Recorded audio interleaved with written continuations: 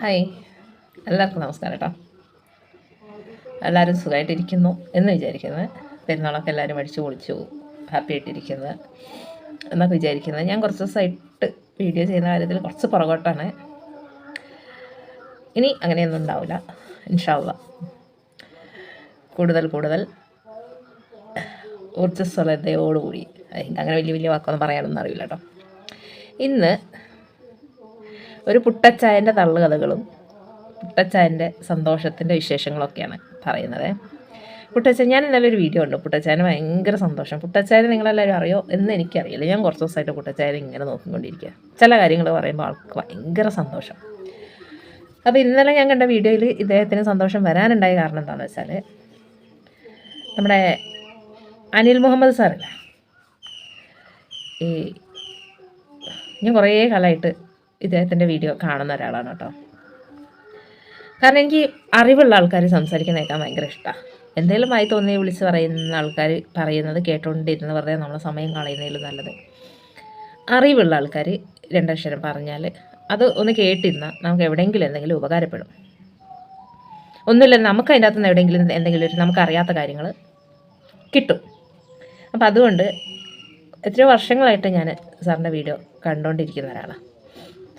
അതേപോലെ ഷഫീന ബീവിൻ്റെ വീഡിയോസ് ഞാൻ ഒരുപാടൊന്നും, എനിക്കൊന്നൊരു 5-6 മാസം ഒക്കെ ആയിട്ടേ ഉണ്ടാവുള്ളൂ ഷഫീന ബീവിൻ്റെ വീഡിയോസ് ഞാൻ കാണാൻ തുടങ്ങിയിട്ട്. അതുവരെ എനിക്ക് ഷഫീന ബീവിന് അത്ര പരിചയം ഉണ്ടായിരുന്നില്ല. അപ്പം ഞാൻ പറഞ്ഞു വന്നത്, ഞാൻ സെലക്റ്റീവായിട്ട് മാത്രം എല്ലാ ചാനലിലും ഓടി നടന്ന് അങ്ങനെ കാണുന്ന ആളൊന്നുമല്ല. എനിക്ക് എന്തെങ്കിലും അതുകൊണ്ട് പ്രയോജനപ്പെടും, അല്ലെ പിന്നെ കോമഡി പരിപാടി അങ്ങനെ എന്തെങ്കിലും കാണും, അങ്ങനെ കാണുന്ന ഒരാളാണ് ഞാൻ. അപ്പോൾ ഈ പുട്ടച്ചായൻ്റെ, മാത്യു അച്ചായൻ്റെ വീഡിയോസ് ഞാനിപ്പോൾ കാണാൻ കാരണം, ഇയാൾ പറഞ്ഞിരിക്കുന്നത് വിഷയം അനിൽ മുഹമ്മദ് സാറിൻ്റെയാണ്. അപ്പോൾ സാറിനെ കുറിച്ച് ഇയാൾക്ക് എന്താ ഇത്രത്തോനെ പറയാനുള്ളത് എന്നോർത്ത് ഞാൻ ആ വീഡിയോ കണ്ടപ്പോഴാണ് സംഗതിയുടെ കിടപ്പുവശം മനസ്സിലായത്. എന്താ കാര്യം എന്നറിയോ? ഇദ്ദേഹത്തിന് ഭയങ്കര സന്തോഷം. എന്താ കാര്യം? അനിൽ മുഹമ്മദ് സാറിന് സസ്പെൻഷൻ കിട്ടി. ആ സമയത്താണ് ഞാൻ അനിൽ മുഹമ്മദ് സാർ ഒരു സർക്കാർ ജോലിക്കാരനായിരുന്നു എന്നുള്ളത് അറിയുന്നത്. സസ്പെൻഷൻ കിട്ടിയപ്പോൾ ഇദ്ദേഹത്തിന് ഭയങ്കര സന്തോഷം. ആർക്ക്? ഈ മാത്യാച്ചായന്. അപ്പോൾ എനിക്ക് പറയാനുള്ള ആദ്യം തന്നെ ഇത് തന്നെയാണ് ഇവർ തമ്മിലുള്ള വ്യത്യാസവും. ഒരാൾക്ക് സസ്പെൻഷൻ കിട്ടി എന്ന് കേട്ടപ്പോഴത്തേക്ക് അത് ആഘോഷിക്കാനും അതെടുത്ത് വീഡിയോ ചെയ്യാനും അതിൽ ആനന്ദിക്കാനും കാണിക്കുന്നൊരു മനസ്സുണ്ടല്ലോ, ആ മനസ്സ് തന്നെയാണ് ഈ മാത്യു സാമുവൽ എന്ന് പറയുന്ന ഈ ഡാഷ് എന്ന വ്യക്തിക്കുള്ള ആ ഒരു മനസ്സും. സസ്പെൻഷൻ കിട്ടിയിട്ടും അതിൻ്റേതായിട്ടുള്ള രീതിയിലെടുത്ത് അതിനകത്ത് കരഞ്ഞു വിളിച്ച് ഇതായി നടക്കാതെ, ഇതും ഒരു നടപടിക്രമത്തിൻ്റെ ഭാഗമാണ്, അല്ലെങ്കിൽ ഈ സമൂഹത്തിൽ ഇങ്ങനെയും സംഭവിക്കും, അത് അതിൻ്റേതായിട്ടുള്ള രീതിയിൽ നേരിടുക എന്ന് പറഞ്ഞുകൊണ്ട് ആർജവത്തോടെ നിൽക്കുന്ന അനിൽ മുഹമ്മദ് സാറും, ഒരാൾക്ക് സസ്പെൻഷൻ കിട്ടി എന്ന് പറഞ്ഞിട്ട് അത് ആഘോഷിച്ചുകൊണ്ട് നടക്കുന്ന മാത്യു സാമുവലും തമ്മിലുള്ള വ്യത്യാസം ചുരുക്കത്തിൽ പറഞ്ഞാൽ, നിൻ്റെ തന്തയല്ല എൻ്റെ തന്ത. മനസ്സിലായല്ലോ? ഈ മാത്യു സാമുവലിൻ്റെ തന്തയല്ല അനിൽ മുഹമ്മദ് സാറിൻ്റെ തന്ത. അതുകൊണ്ടാണ് ഇത്രയും അവർ തമ്മിൽ വ്യക്തിത്വത്തിലും സംസാരത്തിലും എല്ലാ കാര്യം കൊണ്ടും ഡിഫറൻസ്.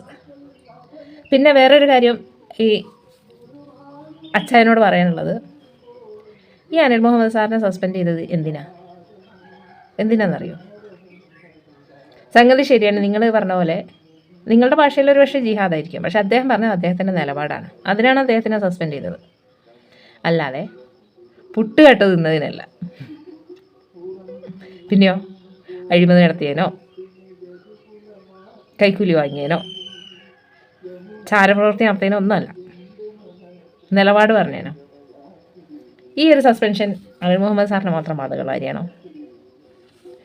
ഈ രവിചന്ദ്രൻ ദീപം എന്ന് പറയുന്ന ഒരാളുണ്ടല്ലോ, ഇയാൾക്ക് എന്താ സസ്പെൻഷൻ ഇല്ലാത്ത? ഇയാൾ നിലപാട് പറയാറില്ല. അയാൾ ആശയത്തെ അനുകൂലിച്ചുകൊണ്ടോ ബാക്കിയുള്ളവരെ എതിർത്തുകൊണ്ടോ സംസാരിക്കാറില്ല. അവിടെ ഒരു നീതി, ഇവിടെ ഒരു നീതി. അതെന്തുകൊണ്ടാണ്? ഒരാൾ ജിഹാദി, മറ്റൊരാൾ എന്താ പറയുക, സനാതന ഹിന്ദു. എനിക്ക് ഇത്രയും വലിയ പൊളിറ്റിക്സും ഇത്രയും വലിയ വലിയ കാര്യങ്ങളൊന്നും അറിയാം. അതുകൊണ്ട് ഞാൻ ഈ സംസാരിക്കുന്നതിൻ്റെ ഇടയിൽ ആലോചിക്കുന്നത് കേട്ടോ.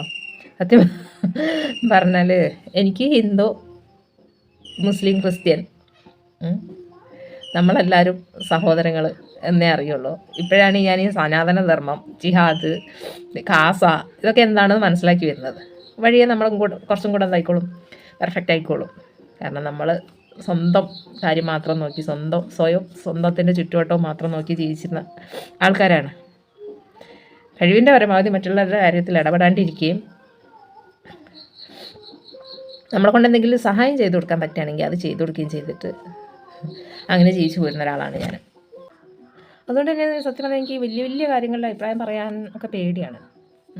എന്നാലും അറിയുന്ന കാര്യങ്ങൾ, ശരിയെന്ന് തോന്നുന്ന കാര്യങ്ങൾ ഇനി മുന്നോട്ട് ധൈര്യം പറയും. എന്നിട്ട് ഇദ്ദേഹം അക്കൗണ്ട് നമ്പറൊക്കെ ആയിട്ട് ഇറങ്ങിയിട്ടുണ്ട് കേട്ടോ. കാരണം യുദ്ധം ചെയ്യണ്ടേ, ജിഹാദികൾക്കെതിരെ യുദ്ധം ചെയ്യണ്ടേ, അതിന് വേണ്ടിയിട്ട് എല്ലാവരും ബക്കറ്റ് പിരിവൊക്കെ ഇപ്പോൾ ഔട്ട് ഓഫ് ഫാഷൻ ആയതുകൊണ്ട് സ്കാനർ വെച്ചിട്ട് ഒക്കെ ചെയ്യുന്ന സംഭവം. അത് കുടുംബം നന്നാക്കാനൊന്നല്ല കേട്ടോ, ആരും അങ്ങനെ തെറ്റിദ്ധരിക്കൊന്നും ചെയ്യരുത്. ക്രിസ്ത്യാനികളെ ഉദ്ധരിക്കാൻ വേണ്ടിയിട്ടാണ് ഇദ്ദേഹം അക്കൗണ്ട് ഒക്കെ കൊടുത്തിരിക്കുന്നത്. ഉദ്ധരിക്കട്ടെ. പിന്നെ ഇതിൻ്റെ മുന്നേ ഒരു പള്ളിയിലച്ചൻ മുസ്ലിംസിനെ ഒന്നടക്കം ആക്ഷേപിച്ചിട്ട് അയാൾക്കെതിരെ നടപടിയെടുക്കുന്നതിന് പകരം ഈ മഹത് വ്യക്തിയായ ശുനകപുത്രനെ അഭിനന്ദിക്കാൻ വേണ്ടിയിട്ട് വാസവൻ എന്ന മന്ത്രിയെ അയച്ച രാജാവാണിത് വിജയൻ സാറ്. ഇദ്ദേഹത്തിൻ്റെ ജോലി അല്ലെങ്കിൽ അനിൽ മുഹമ്മദ് സാറിനെ സസ്പെൻഡ് ചെയ്ത കാര്യത്തിലും ഇത്രയും മനസ്സിലാക്കിയാൽ മതി. മുസ്ലിങ്ങൾക്കെതിരെ ആര് ആരോപണം ഉന്നയിച്ചു കഴിഞ്ഞാലും ഉടനെ നടപടിയെടുക്കും. കാരണം അതിൻ്റെ ആഫ്റ്റർ എഫക്റ്റ് എന്ന് പറയുന്നത് അത്ര വലിയ അതിഭീകരമായിട്ടുള്ളതൊന്നും ആയിരിക്കില്ല. അവർ ആ ഒരു സിസ്റ്റമാറ്റിക്കായിട്ട് അതിനെ അംഗീകരിച്ച് മുന്നോട്ട് പോകുന്ന ആൾക്കാരായിരിക്കും. നേരെ തിരിച്ചായി നോക്കണ്ടേ, ഇവരുടെ കസേര തെറിച്ച് കസേരൻ്റെ കാലൊക്കെ ഊരി തെറിച്ച് പോകുന്നത് ഏത് വഴിക്കാന്ന് പറയാൻ പറ്റില്ല. കാരണം കാസയെ പോലുള്ള പ്രസ്ഥാനങ്ങൾ ഒരു ഓർഡർ കൊടുത്താൽ അവർക്ക് അംഗീകരിച്ചല്ലേ പറ്റുള്ളൂ, എന്നാലല്ലേ നിലനിൽപ്പുള്ളൂ ഭരണപക്ഷത്തിന്. അതിന് ഭരണം മാറിയാലും മുസ്ലിങ്ങളുടെ കാര്യത്തിൽ എന്തെങ്കിലും പ്രത്യേകിച്ച് മാറ്റം ഉണ്ടാവും എന്നുള്ള പ്രതീക്ഷയൊന്നും ഇന്നാർക്കും ഇല്ല കേട്ടോ. അതിൻ്റെ ഇടയ്ക്ക് നിങ്ങൾ വേറൊരു കാര്യം ശ്രദ്ധിച്ചോ, ഇയാൾ നാഴികയ്ക്ക് 40 വട്ടം പറഞ്ഞുകൊണ്ട് ഇരിക്കുന്നൊരു വാക്ക് എന്താണെന്ന് വെച്ചാൽ ജിഹാദ് ജിഹാദ് ജിഹാദ് എന്ന്. പണ്ടൊരു കഥയുണ്ടായിരുന്നു. രണ്ടാൾ ഭയങ്കര ശത്രുക്കളാണ്. അന്നേരം പിന്നെ ഈ ഒരാൾക്ക് ഒന്നാമൻ ശത്രുവിനെ രണ്ടാമൻ ശത്രുവിൻ്റെ ഒരു ഫോട്ടോ വഴി കിടന്ന് കിട്ടി. അപ്പോൾ ഈ കിട്ടിയ ഫോട്ടോയോട് ഇയാളുടെ ദേഷ്യം, കാരണം ശത്രുവിൻ്റെ ഫോട്ടോയാണല്ലോ, കിട്ടിയ ഫോട്ടോയോട് ഇയാൾക്ക് ദേഷ്യം തീർക്കാൻ വേണ്ടിയിട്ട് ഇയാൾ എന്ത് ചെയ്തു, ഈ ഫോട്ടോ കൊണ്ടുപോയിട്ട് കിട്ടിയ ആളുടെ ടോയ്ലറ്റിൽ കൊണ്ടുപോയി വെച്ചു. എന്ന് വെച്ചാൽ ഒന്നാമന് രണ്ടാമൻ്റെ ഫോട്ടോ കിട്ടി. അപ്പോൾ കിട്ടിയ ഒന്നാമൻ സ്വന്തം ടോയ്ലറ്റിൽ ഈ ഫോട്ടോ കൊണ്ടുവന്ന് വെച്ചു. ഇതറിഞ്ഞ രണ്ടാമൻ ഇതിന് കൊടുത്ത മറുപടി, താങ്കൾക്ക് ശോധനയ്ക്ക് ഭയങ്കര ബുദ്ധിമുട്ടുണ്ട് എന്ന് ഞാൻ അറിഞ്ഞു, എൻ്റെ ഫോട്ടോ താങ്കൾ വെച്ചോളൂ, ടോയ്ലറ്റിൽ പോകുമ്പോൾ എൻ്റെ ഫോട്ടോ കാണുമ്പോൾ താങ്കൾക്ക് പേടിച്ചിട്ട് കാര്യം പെട്ടെന്ന് സാധിക്കാൻ പറ്റും, എന്ന് വെച്ചാൽ പേടിച്ച് അപ്പിയിട്ട് പോകും, താങ്കൾ പേടിച്ചിട്ട് അപ്പിയിട്ട് പോകും. അപ്പോൾ അങ്ങനെയെങ്കിലും എൻ്റെ ഫോട്ടോ താങ്കൾക്ക് ഉപകരിക്കുന്നെങ്കിൽ എനിക്കതിൽ സന്തോഷമേ ഉള്ളൂ, ഫോട്ടോ താങ്കൾ വെച്ചോളൂ എന്ന് രണ്ടാമൻ പറഞ്ഞു എന്ന്. അതൊരു കഥയാണ്. അപ്പോൾ ഇതിൽ ഇതേപോലെ അത് ഞാൻ ഇവിടെ പറയാൻ കാരണം എന്താ അറിയാം, ഈ സാമുവലിന് ഗ്യാസിൻ്റെ അസുഖം ഉണ്ട് കേട്ടോ. അപ്പോൾ ഈ ജിഹാദി ജിഹാദി ജിഹാദി എന്ന് പറയുമ്പോൾ ഇങ്ങനെ പുറത്തേക്ക് വന്നിട്ട് നന്നായിട്ട് ഏമ്പക്കം പോകുന്നുണ്ട് എന്നറിയാൻ സാധിച്ചു. അപ്പോൾ അദ്ദേഹത്തിന് ഗ്യാസിനുള്ള മരുന്നായിട്ടാണ് അദ്ദേഹം ഈ ജിഹാദി ഇതിങ്ങനെ ഉപയോഗിക്കുന്നത് എന്ന് മനസ്സിലായി. അപ്പം അങ്ങനെയെങ്കിലും താങ്കൾക്ക് ജിഹാദിനെ കൊണ്ട് ഒരു ഉപകാരം ഉണ്ടാവുകയാണെങ്കിൽ താങ്കൾക്ക് അത് ഉപകരിക്കട്ടെ അല്ലേ. ജിഹാദ് കൊണ്ട് ആർക്കെങ്കിലുമൊക്കെ ഉപകാരം ഉണ്ടാവുകയാണെങ്കിൽ നമുക്ക് അത്രയും നല്ല സന്തോഷമല്ലേ ഉള്ളൂ. നമ്മളാരെയും ബുദ്ധിമുട്ടിക്കാൻ ആഗ്രഹിക്കുന്നില്ല. അക്കൗണ്ട് നമ്പറൊക്കെ ഇട്ട് തിണ്ടുക മുപ്പരും. ആരെങ്കിലും എന്തെങ്കിലുമൊക്കെ അയച്ചു കൊടുക്കണം കേട്ടോ. അല്ലെങ്കിൽ ഒരു കാര്യം ചെയ്യും, ഒരു ഗതിയും പരഗതിയും ഇല്ലാത്തത് കൊണ്ടാണെങ്കിൽ പിന്നെ ഗാന്ധി ഭവനിൽ നമുക്കൊന്ന് സംസാരിച്ച് നോക്കാം ഇദ്ദേഹത്തിന് അവിടെ എടുക്കുമെന്ന്. അതല്ലെങ്കിൽ ഓച്ചിറ അമ്പലത്തിൽ ഒരു സത്രം ഉണ്ടെന്ന് കേട്ടോ. അവിടെ നിന്ന് എടുക്കുമെന്ന് സംസാരിച്ച് നോക്കാം. അവിടേക്ക് ആകുമ്പോൾ കഞ്ഞി പയറൊക്കെ കുടിച്ച് കഴിഞ്ഞുകൂടി പോയിക്കോളും. എന്തായാലും അച്ചായൻ്റെ തള്ളിനും പുട്ടിനും ഇത്രയൊക്കെ എന്നെക്കൊണ്ട് എനിക്ക് പറയാനുള്ളൂ.